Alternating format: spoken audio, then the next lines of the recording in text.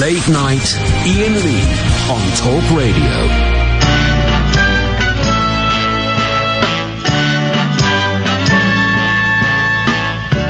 Once I believed that when love came to me,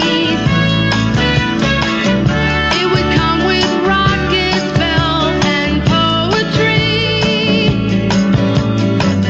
But with me and you, it just started quietly and grew. And believe it or not, now there's something groovy and good about whatever we got. And it's getting better, growing stronger, warm and wilder, getting better every day, better every day. I don't feel all turned on and starry-eyed. I just feel a sweet contentment deep inside. Holding you at night just seems kind of natural and right. And it's not hard to see that it isn't half of what it's gonna turn out to be. 'Cause it's getting better, growing stronger, warm and wilder, getting better every day, better every day.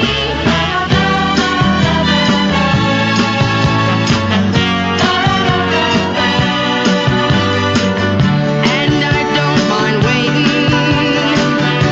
I don't mind waiting, 'cause no matter how long it takes, the two of us know that it's getting better, growing stronger, warm and wilder, getting better every day, better every day, getting better every day. It's getting better Oh, yes, every day. Every flipping day, Cat Elliott. God. Except for the fact that today I have completely sunburnt my thighs. Catherine, I have sunburnt my thighs, and it's sore. And the cat, the Well, young what a cat, delightful Patty, image.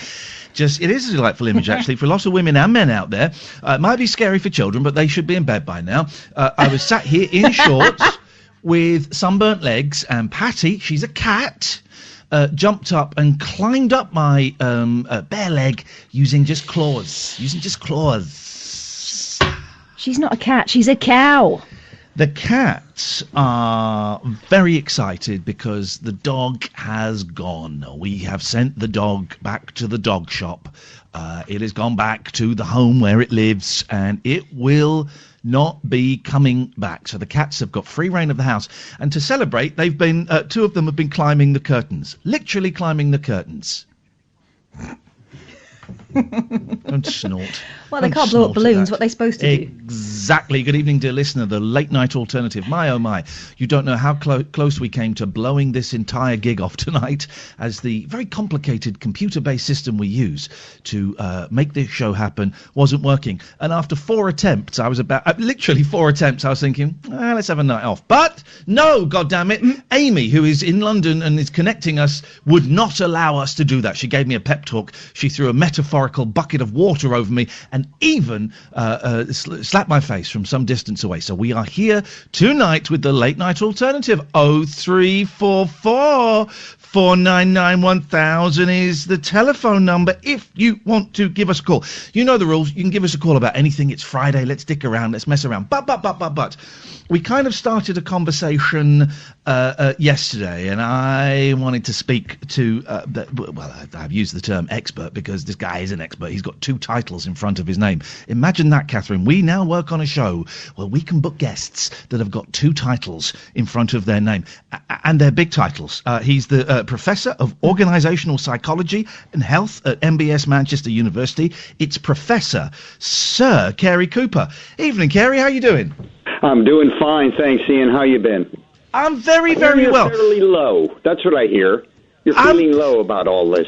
Well, listen. Let me go the stages. I had fear. I was living in fear for maybe a week or so. Pure fear. I've grew up, in the 80s when we were all expecting to die from a nuclear war, and so this is kind of, felt like for a while, doesn't now. Felt like an Armageddon that we were going through. So I went through the fear, and I'd be making a cup of coffee, then would just start weeping. I'm out the other side of that, pretty much.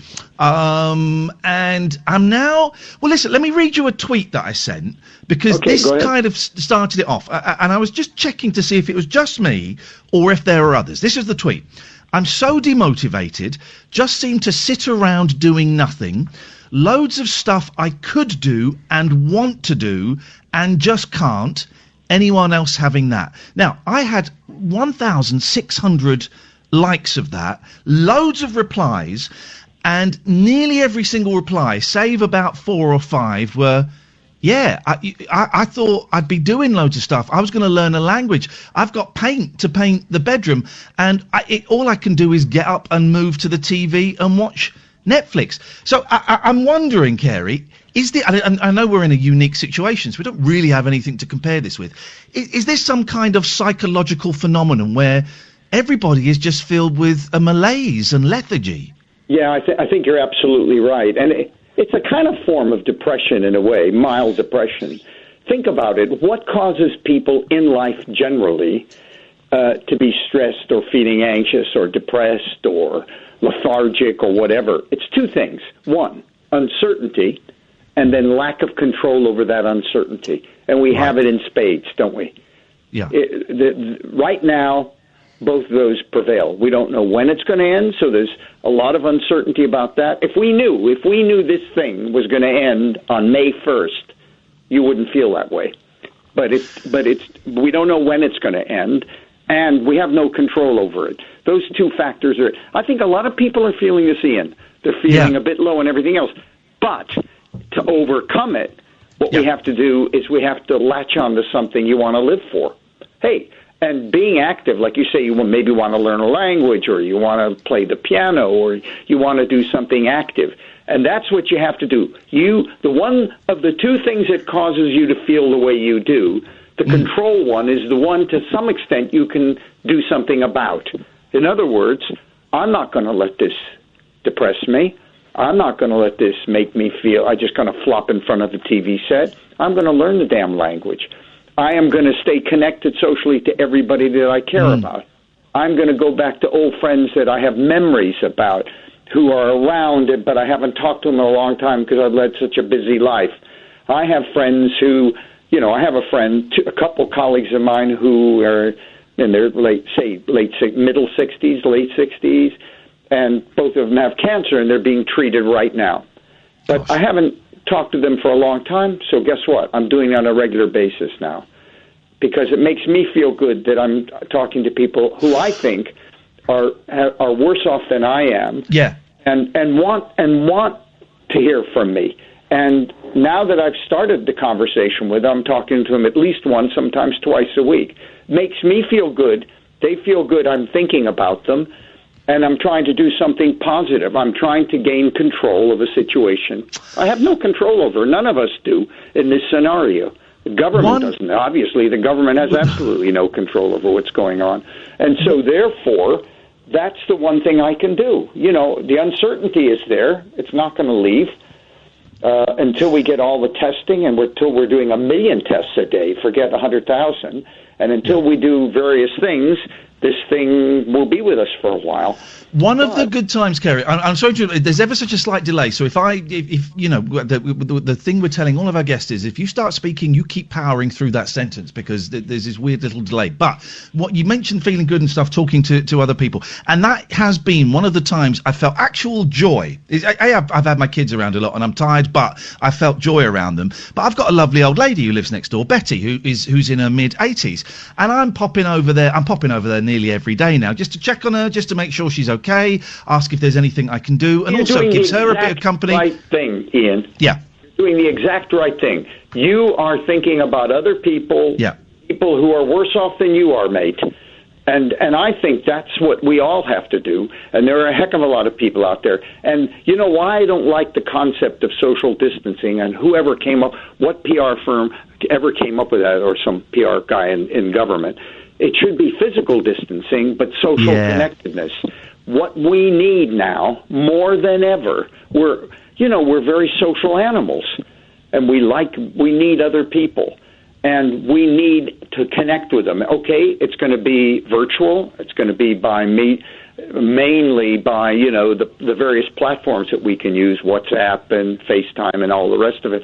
But also we have people in our neighborhood, right, near us, who we can go see, people we can connect with in a variety of ways. By seeing, I mean, over the garden fence, across the street, 12 feet away from them, right?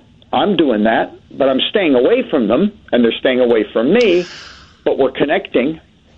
I wonder if that's why the applause on a Thursday night at 8 o'clock, partly why that's become such an important thing, because you are connecting, you're seeing, and if you're not seeing them, you're certainly hearing other people. And it feels like for those 2 minutes, we're not so alone. Exactly. And by the way, we did it here. I live in Cheshire, right? So we did it here and last night at 8 o'clock. And everybody's staying about 15, 20 feet away from everybody else. But actually, they kind of congregated around the road, but not congregated around the road, in pairs like couples who are living together, but far distance away from each other. And it was communal. It was really communal. You're absolutely right. And that makes you feel, you're not alone. You're not isolated. Human being. And, hopefully, maybe we'll begin, after this damn thing's over, to appreciate some of the things that we just took for granted.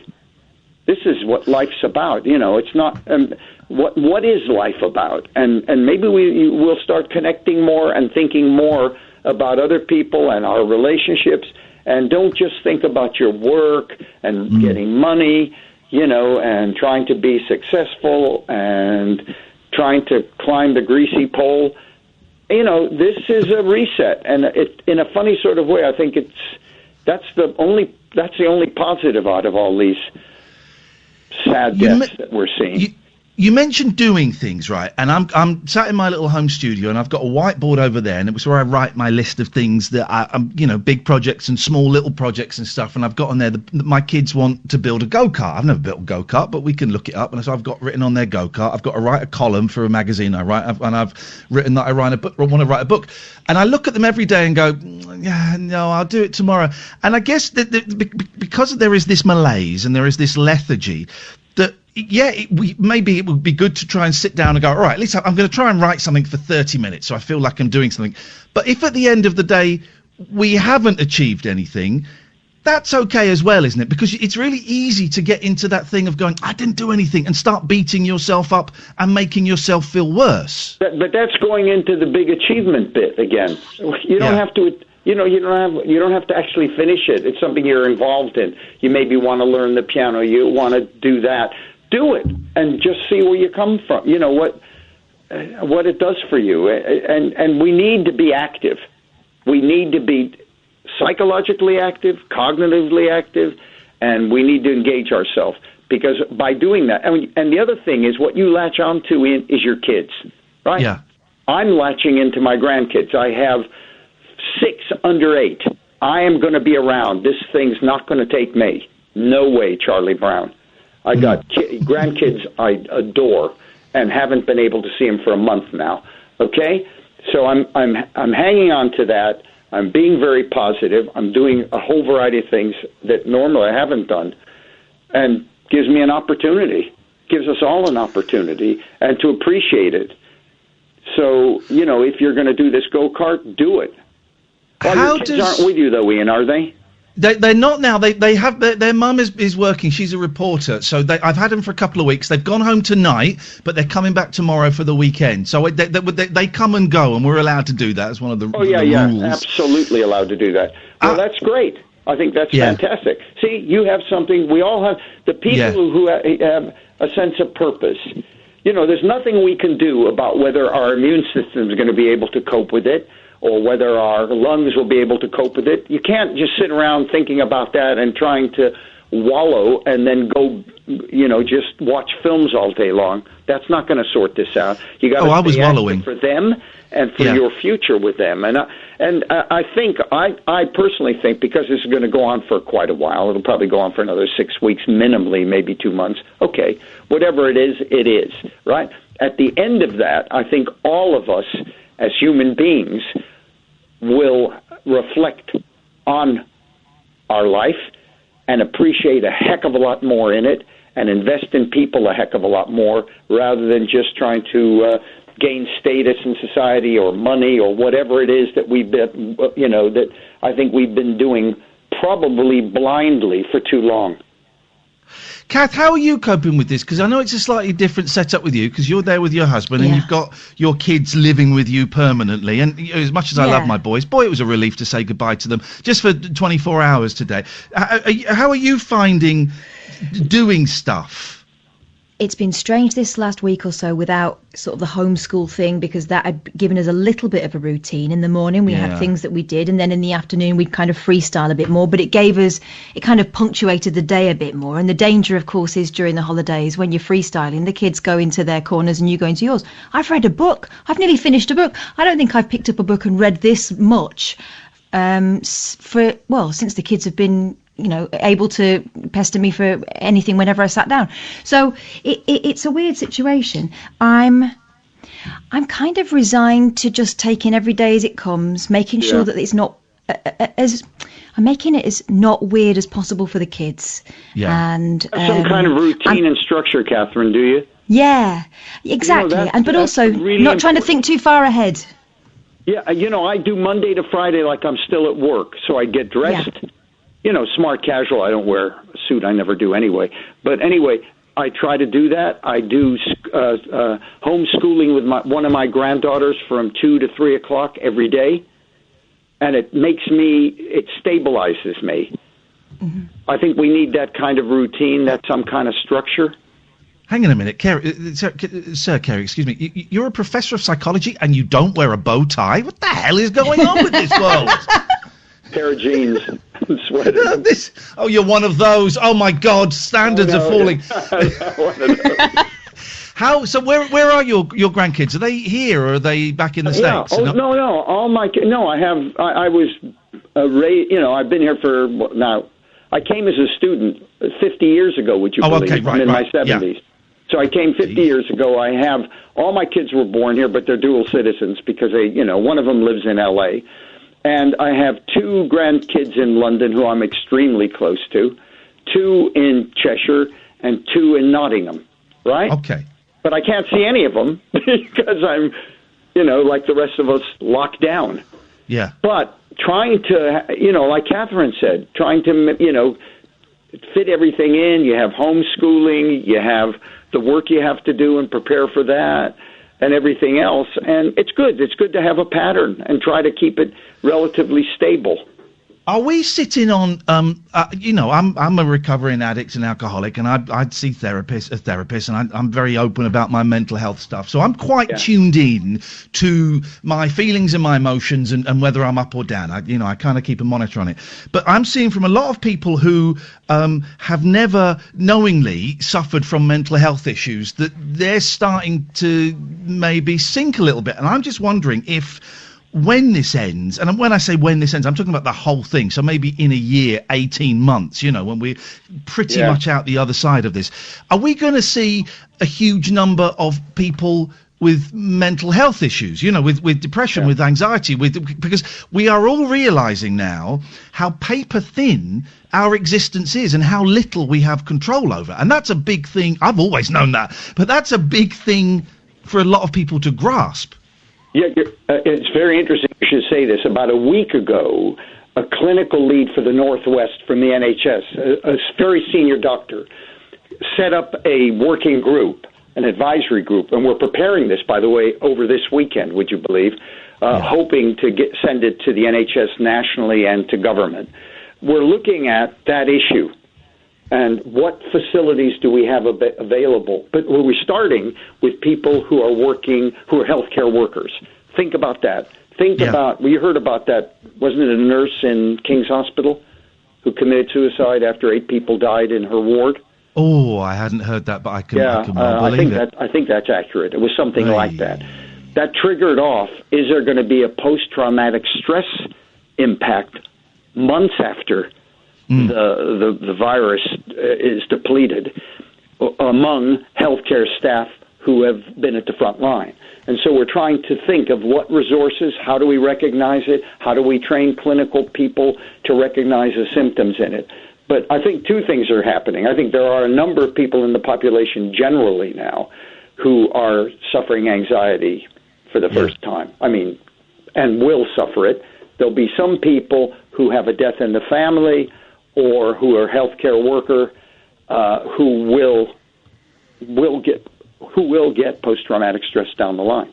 If think about the stress they have in what they're doing, think about what they're exposed to, people dying, large numbers of them, and intensely, and they're going to be working long hours as well. They have no option because we don't have enough people, healthcare workers, nurses, doctors, and the like.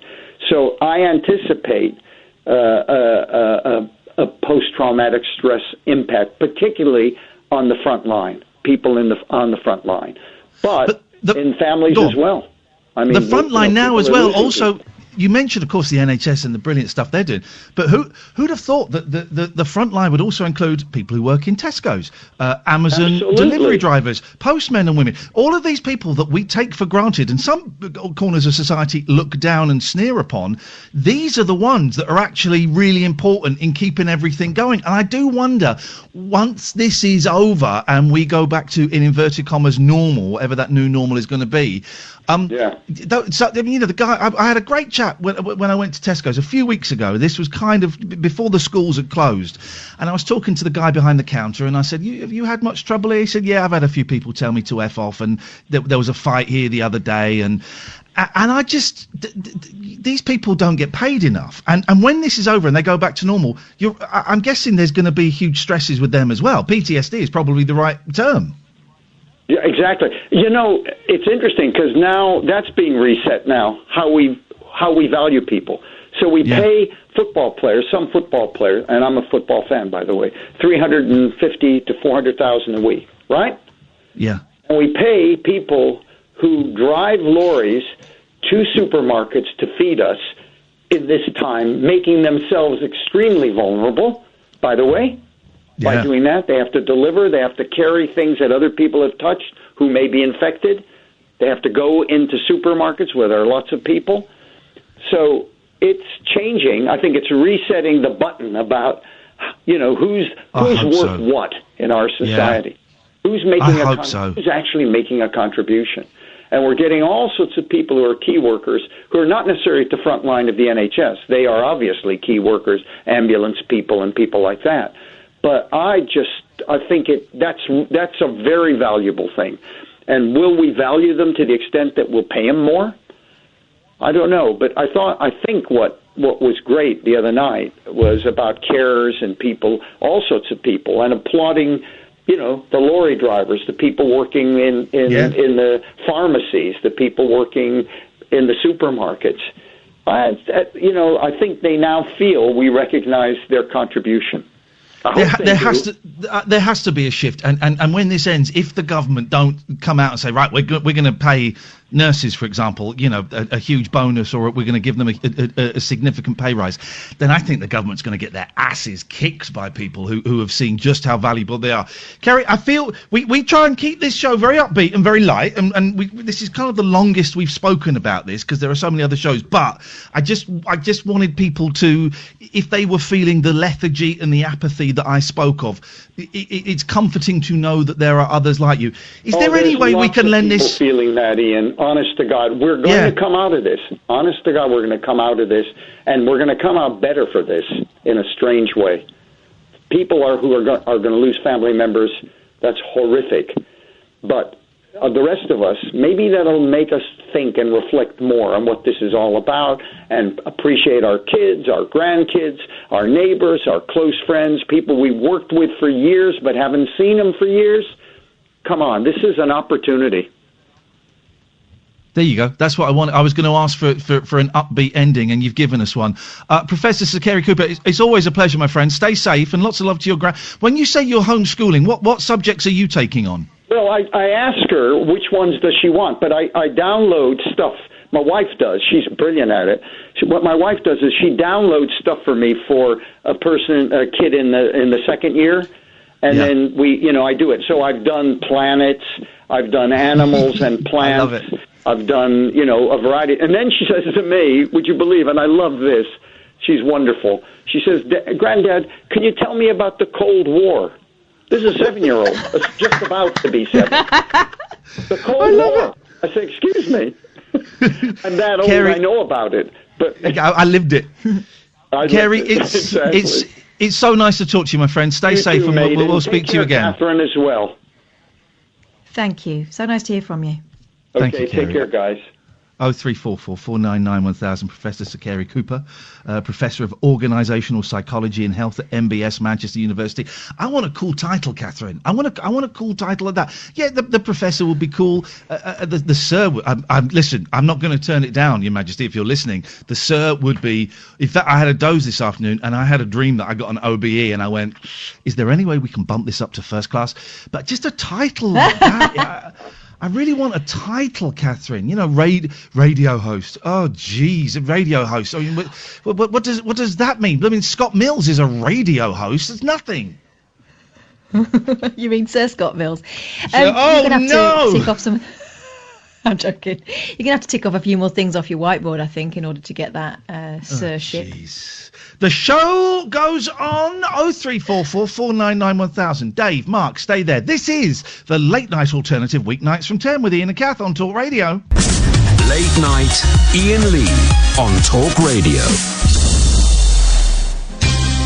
Let's crack on with the calls. Good evening, Mark. Good evening. Mark, what do you have for us on this holiest, and this really is the holiest of all Fridays? Well, basically, because of my health condition, cardiovascular disease. The old CVD. Yep, that's the one. That's it.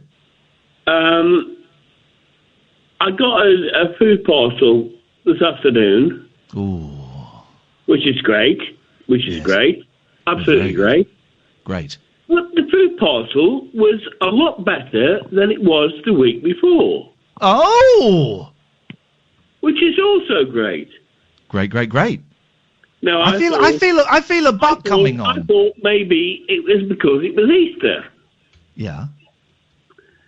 But anyway, my doorbell rang, and I thought, I know that face. And I thought, oh, shit. It's Richard Madeley delivering food. Sorry for swearing. That's all right. Do it again and I'll smash your face in. Standing there in front of me with a high-vis jacket on, but David Cameron. I was close with Richard Madeley. Delivering food parcels. What the hell? Yes, you heard it here first. Can I ask a question? Was there a photographer nearby? I don't know about that. Well, in that case, if there wasn't an obvious one, good for him. Well, yes, I understand the need for, food parcels and everything else for the needy, but it was just a massive shock. Yeah. To see David Cameron at your front door. You should have pulled him up for Brexit. I didn't say it out loud, but my first words in my head were, "Now."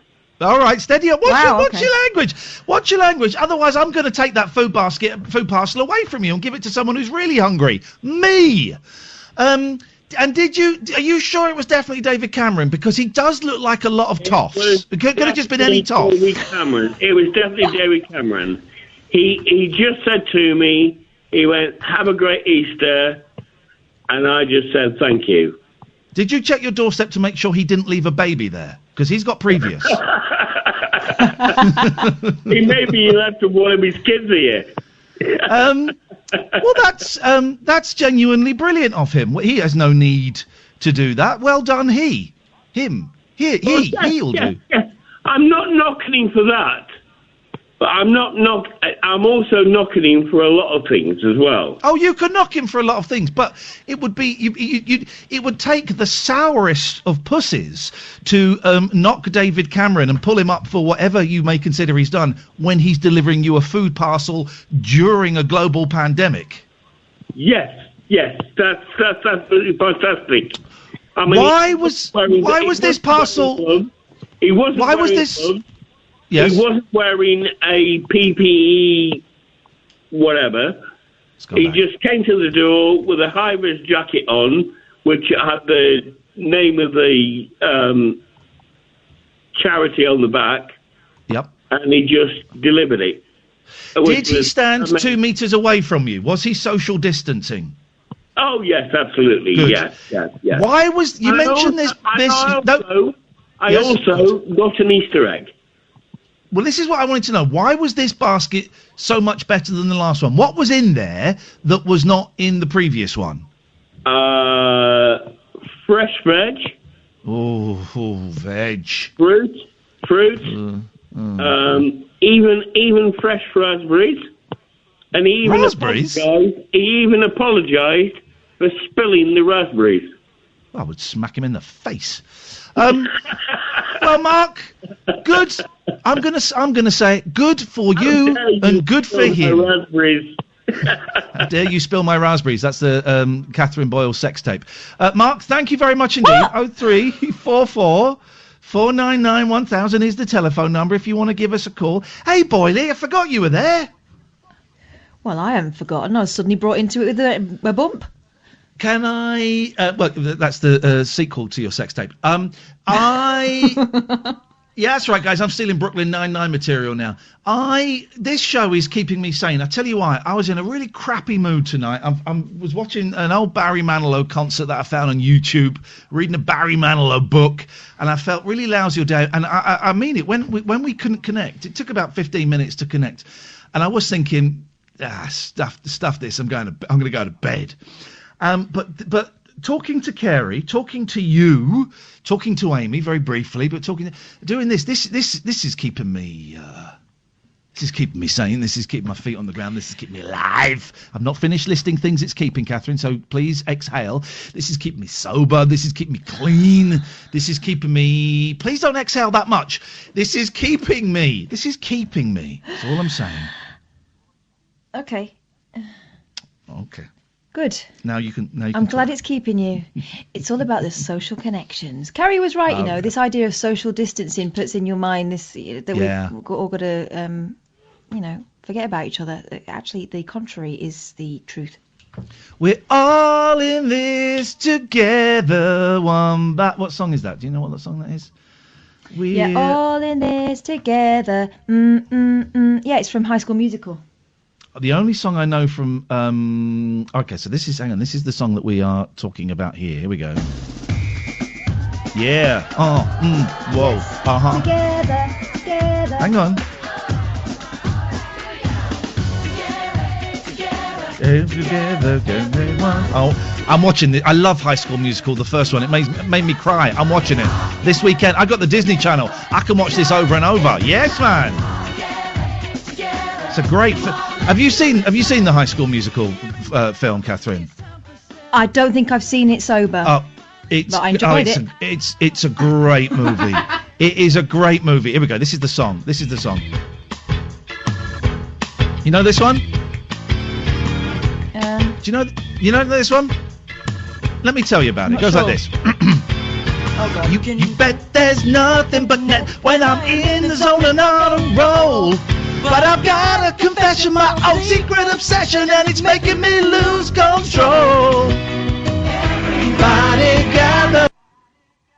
I bake. What? I love to bake. I love to bake. Strudels, scones, and even an apple pandowdy. Someday I hope to make a perfect creme brulee. No, no, no, no, no, no, no.